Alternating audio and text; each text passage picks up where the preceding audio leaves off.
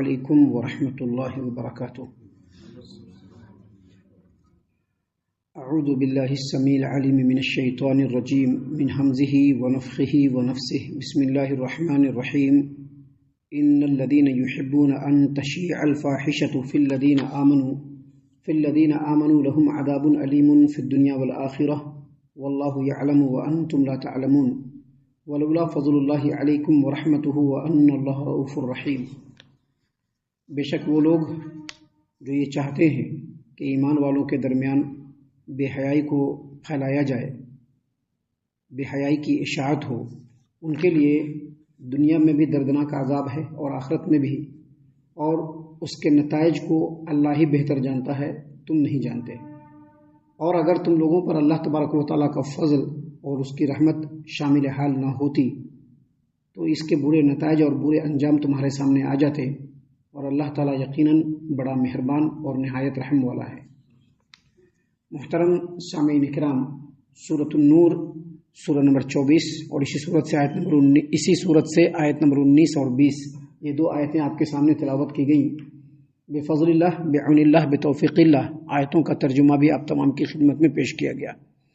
سامعین کرام، اللہ تبارک و تعالیٰ نے فرمایا ان الذین یحبون ان تشیع الفاحشۃ فی الذین آمنوا، بے شک وہ لوگ جو چاہتے ہیں کہ ایمان والوں کے درمیان بے حیائی پھیلے، بے حیائی کی اشاعت ہو، ان کے لیے دنیا میں بھی دردناک عذاب ہے اور آخرت میں بھی۔ یہاں پر سب سے پہلے یہ سمجھ لیجئے کہ اللہ نے فرمایا ان الذین یحبون ان تشیع الفاحشۃ، الفاحشہ، یہ فاحشہ جو ہے یہ ہر وہ کام ہے جس سے انسان کے جذبات کے اندر، خواہشات کے اندر تحریک اور ہیجان برپا، یعنی کسی چیز کو دیکھ کر کے انسان کو اندر سے جو تحریک پیدا ہوتی ہے اس کو کہتے ہیں فاحشہ۔ کسی غلط چیز کو دیکھنے کے بعد انسان کے اندر جو کیفیت پیدا ہوتی ہے، کسی ننگی چیزوں کو دیکھنے کے بعد انسان کے اندر جو کیفیت پیدا ہوتی ہے، یا کسی فحش اور بےہودہ بات کو سننے کے بعد انسان کے اندر جو کیفیت پیدا ہوتی ہے اس کو کہتے ہیں فاحشہ۔ جو فاحشہ ہے اس کی کئی قسمیں ہیں، یعنی سماج و معاشرے میں فحاشی اور بے حیائی کو پھیلانا، اس کی کئی قسمیں ہیں، جس میں سے سب سے پہلی قسم جو ہے وہ اسی صورت کے اندر بیان کیا گیا۔ کیا؟ کسی پاک دامن عورت کے اوپر یا کسی پاک دامن مرد کے اوپر زنا کی تہمت لگانا، اور تہمت لگا کر کے اس کو لوگوں کے درمیان پھیلانا، اور پھر لوگوں کا بلا تحقیق لوگوں کے درمیان اس کو پھیلانا، اس کو کہتے ہیں فحاشی۔ اللہ تبارک و تعالیٰ نے سب سے پہلے اسی بات کو بیان فرمایا۔ یہ تیسری سرزنش ہے اللہ کی طرف سے مسلمان سماج و معاشرے میں، تیسری تعلیم ہے جو اللہ نے بتلایا ہے کہ بے شک وہ لوگ جو یہ چاہتے ہیں کہ فحاشی کو، بے حیائی کو ایمان والوں کے درمیان پھیلایا جائے، فحاشی بے حیائی ایمان والوں کے درمیان پھیلے، ان کے لیے دنیا میں بھی دردناک عذاب ہے اور آخرت میں بھی۔ تو سب سے پہلے سمجھ لیجئے کہ اگر کسی سماج و معاشرے میں اس طرح کی حرکت ہو رہی ہے، یعنی کسی پاک دامن عورت کے اوپر تہمت لگایا اور پورے سماج و معاشرے میں اس کو پھیلانا شروع کر دیا، یا کسی مرد کے اوپر جو اس چیز ملوث نہیں ہے یا اس کے بارے میں ہم کو ثبوت نہیں ہے اور اس کو ہم نے لوگوں کے درمیان پھیلانا شروع کر دیا، اس کا جو امپیکٹ پڑتا ہے سب سے پہلے، اس کا جو اثر پڑتا ہے سب سے پہلے وہ یہ کہ دنیا میں بھی اس کو دردناک عذاب ملے گی اور آخرت میں بھی دردناک عذاب۔ اسلامی سماج و معاشرت آپ کو معلوم ہے کہ اس کے 80 کوڑے لگائے جائیں گے اور اس کی گواہی کبھی بھی قبول نہیں ہوگی۔ اس کے علاوہ اللہ کی طرف سے بھی عذاب ہے۔ یہ فحاشی کی پہلی صورت ہے جو اس صورت کریمہ کے اندر بیان کیا گیا۔ فحاشی کی دوسری صورت جو ہے وہ زناکاری ہے، جو عام طور پر زناکاری کا اڈا سماج و معاشرے کے اندر لوگ بنا لیتے ہیں، یا اس طرح کی حرکتیں سماج و معاشرے میں ہوتی ہے۔ مرد و عورت غیر شادی شدہ ایک دوسرے سے جو ہے بدکاری کرتے ہیں، یا اس طرح کے جو اڈے بنائے جاتے ہیں، یا اس طرح کی بہت ساری چیزیں ہیں جو لوگوں میں سماج و معاشرے میں پھیلی ہوئی ہے، اس کو بھی کہتے ہیں فاحشہ۔ ابھی بہت سارے ملکوں کے اندر آپ نے سنا ہے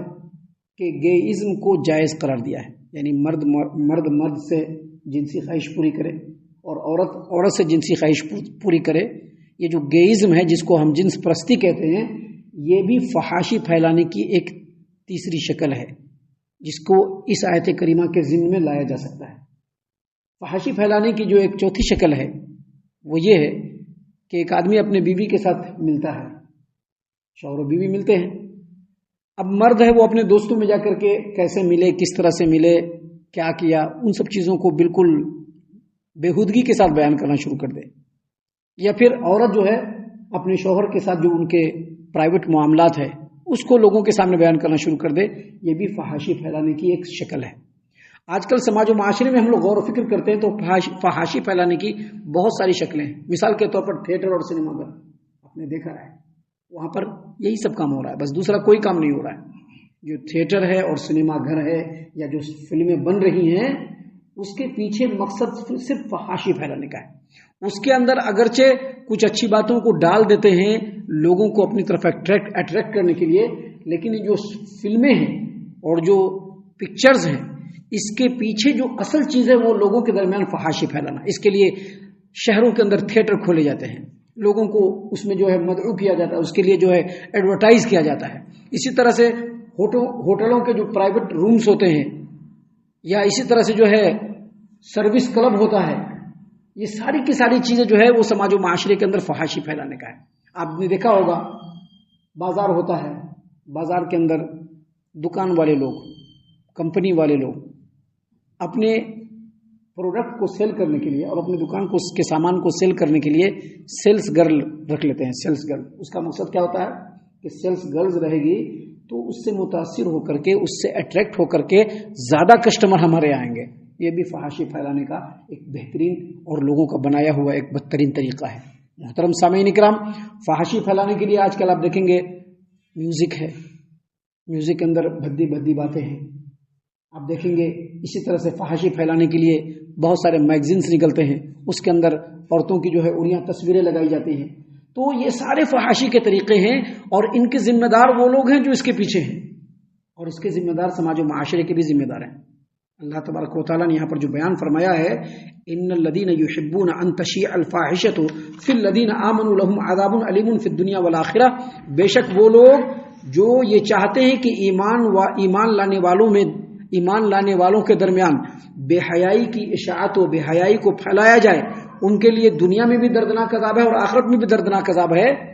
اس سے اللہ تبارک و تعالیٰ نے یہ بتلایا ہے کہ اگر کوئی مسلم سماج و معاشرہ ہے، یا آپ کا گھر ہے یا ہمارا گھر ہے یا ہمارے مسلمان بھائیوں کا گھر ہے، وہاں پر وہی ذمہ دار ہے۔ اب ایک مسلمان بھائی کا گھر ہے، وہاں پر وہی ذمہ دار ہے۔ اب وہ ذمہ دار ہے اور اس کے باوجود اس کے گھر میں فحاشی اور بے حیائی ہو رہی ہے۔ یہ ساری قسمیں، صرف ایک قسم نہیں، میں نے جتنی باتیں بتلائی وہ سب اس میں شامل ہے، حتیٰ کہ بدکاری بھی اس میں شامل ہے۔ تو اگر ہمارے گھر میں اس طرح کی بات ہو رہی ہے تو اس کے ذمہ دار ہمیں۔ اسی لیے اللہ تبارک و تعالیٰ نے ایسے لوگوں کو جن کے گھروں کے اندر بے حیائی پنپتی ہے، اللہ نے اور نبی کریم صلی اللہ علیہ وسلم نے اس کو دیوس کہا ہے۔ دیوس کہا ہے کہ ایسا آدمی دیوس ہے جو جنت کی خوشبو سے بھی محروم رہے گا۔ سامعین اکرام، اللہ نے جو فرمایا کہ بے شک وہ لوگ جو یہ چاہتے ہیں کہ ایمان لانے والوں میں بے حیائی کی اشاعت ہو، ان کے لیے دنیا اور آخرت میں دردناک عذاب ہے، اس کا مطلب یہ ہے کہ اگر کوئی اسلامی ملک ہے یا اسلامی سماج و معاشرہ ہے، وہاں پر اسلامی حکومت ہے، تو حکومت کو چاہیے کہ وہ ایسی چیزوں کو بینڈ کرے، ایسی چیزوں کو بالکل قابل گرفت جرم قرار دے،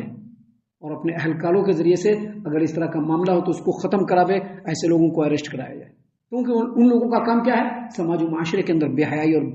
فحاشی کو پھیلانا۔ اللہ نے فرمایا کہ ان کے لیے دنیا میں بھی دردناک عذاب ہے اور آخرت میں بھی۔ اگر اس طرح کی چیزوں کو جرم قرار دیا جائے گا تو اس کے جو ذمہ داران ہیں، جو اس کو پھیلانے والے ہیں، وہ کم سے کم دنیا کے عذاب سے تو بچ جائیں گے۔ سامعین کرام، اللہ تبارک و تعالیٰ نے اس کے بعد فرمایا واللہ یعلم وانتم لا تعلمون، اور یہ جو فحاشی پھیلایا جا رہا ہے سماج و معاشرے کے اندر، اس کے اثرات کیا کیا ہیں یہ اللہ جانتا ہے، تم نہیں جانتے ہو، اور ہم لوگ بھی جانتے ہیں زیادہ۔ ان فحاشیوں کی وجہ سے پوری نسل بگڑ رہی ہے، ان فحاشیوں کی وجہ سے پوری نسل اللہ تبارک و تعالیٰ کی نافرمان ہو رہی ہے، ان فحاشیوں اور بے حیائیوں کی وجہ سے اللہ تبارک و تعالیٰ کی بھی نافرمان ہے، اپنے ماں باپ کی بھی نافرمان ہے۔ اگر چھوٹی عمر میں ہی بچوں کے درمیان اسی طرح کی چیزوں کو جو ہے ان کے دماغ میں بھر دیا جائے، فحاشی کو بھر دیا جائے، تو وہ اللہ تبارک و تعالیٰ کے بھی نہیں ہوں گے اور اپنے ماں باپ کے بھی نہیں ہوں گے۔ اس لیے اللہ نے فرمایا واللہ یعلم وانتم لا تعلمون، اس فحاشی کے برے نتائج کو اللہ ہی بہتر جانتا ہے، تم نہیں جانتے۔ اور آگے مزید کہا ولولا فضل اللہ علیکم ورحمتہ وان اللہ رؤوف الرحیم، اور اگر تم پر اللہ تبارک و تعالیٰ کا فضل اور اس کی رحمت شامل حال نہ ہوتی تو اس کا کتنا انجام تم لوگوں کے لیے بھیانک ہوتا، تم لوگ جان لیتے، اور اللہ تبارک و تعالیٰ فوراً تم کو گرفتار کرتا اسے فحاشی پھیلانے کی وجہ سے۔ اور اللہ تبارک و تعالیٰ یقیناً بڑا مہربان ہے اور نہایت رحم کرنے والا ہے۔ سامعین کرام، اگرچہ یہ بات اس وقت کس سماج کے لیے کہی گئی؟ جو صحابہ کرام اور ان میں جن لوگوں نے بھی اس میں شرکت کی ان کے لیے کہی گئی، اور منافقین کے لیے بھی کہی گئی۔ لیکن یہ آج بھی ہے کہ اگر اللہ تبارک و تعالیٰ کا فضل اور اس کی رحمت ہم لوگوں کے اوپر نہ ہو تو اس فحاشی کے پھیلنے کی وجہ سے پورا کا پورا سماج تباہ و برباد ہو کر کے، ہلاک و برباد ہو کر کے نیست و نابود ہو جائے۔ بے شک اللہ تبارک و تعالیٰ اپنے بندوں پر مہربان بھی ہے اور رحم کرنے والا بھی ہے۔ ہم اللہ سے دعا کرتے ہیں کہ اللہ تعالیٰ ہم تمام کو ان باتوں کے اوپر خوب غور و فکر اور تدبر کرنے کے ساتھ ساتھ ان باتوں پر عمل کرنے کی بھی توفیق عنایت فرمائے، آمین۔ اللہ تعالیٰ ہم تمام کو صحیح معنوں میں پکا سچا مومن مسلمان بنائے، اللہ اور اس کے رسول صلی اللہ علیہ وسلم کی اطاعت و فرما برداری کرنے والا بنائے، صحابہ کرام رضی اللہ عنہم کے طریقے پر چلنے والا بنائے، جنت الفردوس میں جگہ عطا فرمائے۔ اے اللہ ہم تمام کو جہنم سے پناہ دے، اے رب العالمین ہم تمام کو جہنم سے پناہ دے، اے مالک الملک ہم تمام کو جہنم سے پناہ دے، آمین یا رب العالمین۔ وما علینا الا البلاغ المبین۔ تبارك الذي نزل الفرقان على عبده ليكون للعالمين نذيرا